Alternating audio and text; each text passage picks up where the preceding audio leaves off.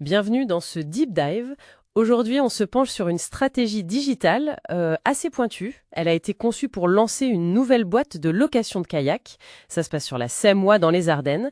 Et le défi, il est costaud. Aller chercher un concurrent qui est là depuis 18 ans. Notre base, c'est un rapport stratégique assez fouillé. Et d'ailleurs, le point de départ technique, il est franchement bluffant. On parle de score Lighthouse parfait, 100 sur 100 partout, que ce soit sur mobile ou sur ordinateur, performance, accessibilité, bonne pratique, SEO, tout est à 100. Ah oui, c'est rare ça. Carrément. Le LCP, tu sais, le temps d'affichage du contenu principal, 1,9 secondes sur mobile, bien en dessous des 2,5 recommandés. Le CLS, pour la stabilité visuelle, 0. Et le TBT, le Total Blocking Time, indicateur de réactivité. 0 aussi. 0 millisecondes, oui. C'est une excellente question, oui. Ces scores labo, là, de Lighthouse, c'est un atout, c'est sûr, indéniable. Mais bon, la vraie mesure, ça va être les données terrain, les fameuses files d'état du rapport Crocs. Le Chrome User Experience Report. Exactement. Celles qui reflètent ce que vivent vraiment les utilisateurs, sur 28 jours. Et là, c'est la réactivité perçue qui va compter. Surtout via l'INP, l'interaction to Next Paint. Qui remplace le FID depuis septembre 2024, c'est ça? C'est ça. L'INP, ça sera le vrai test. Avoir un TBT à 0, c'est un très bon signe, hein, attention. Mais faut voir à l'usage réel. La technique seule, ça fait pas tout. Justement, au-delà de la technique, il y a le marché. On n'arrive pas dans un désert, quoi.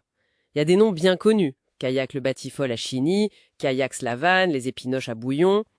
L'offre de base, elle est un peu partout pareille, hein. Les paysages sont beaux, t'as les bidons, les gilets.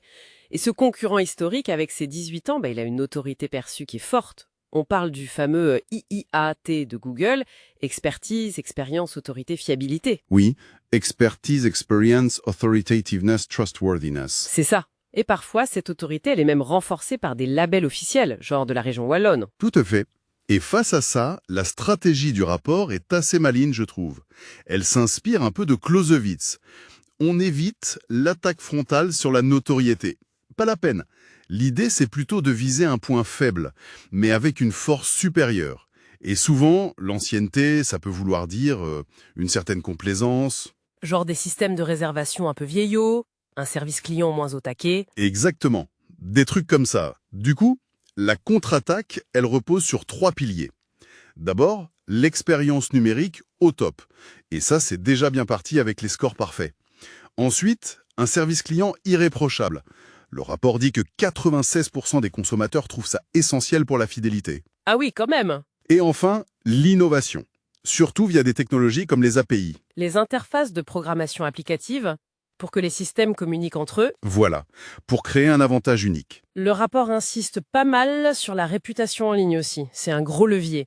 Apparemment, juste gagner 0,1 point sur la note Google, ça peut booster la conversion de 25% pour une PME locale. C'est énorme pour une petite structure.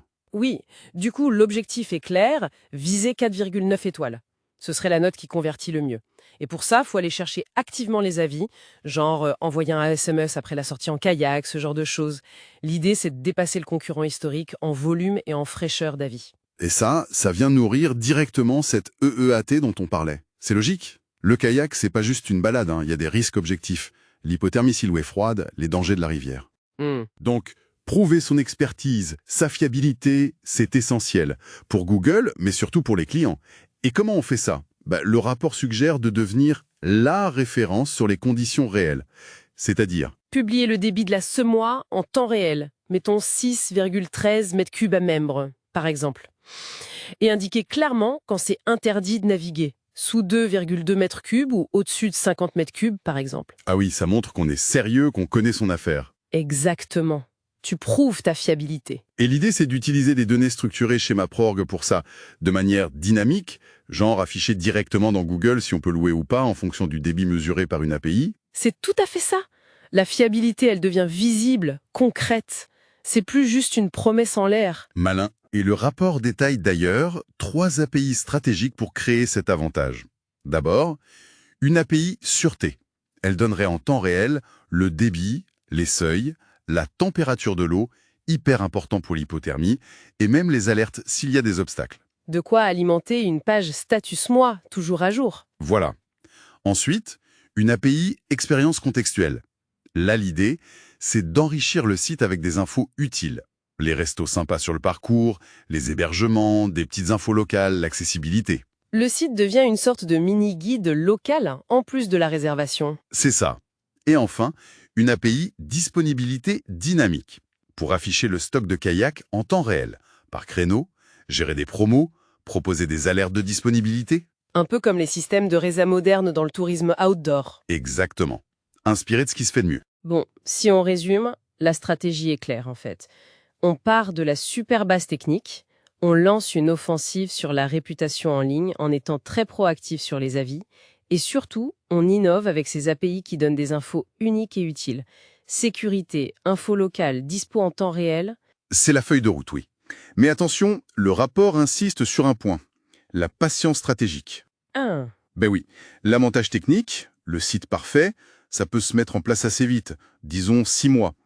Mais construire l'autorité EEAT et surtout être reconnu comme tel par Google et les utilisateurs, ça prend du temps. faut laisser le temps aux données terrain de s'accumuler et aux avis de rentrée. Exactement.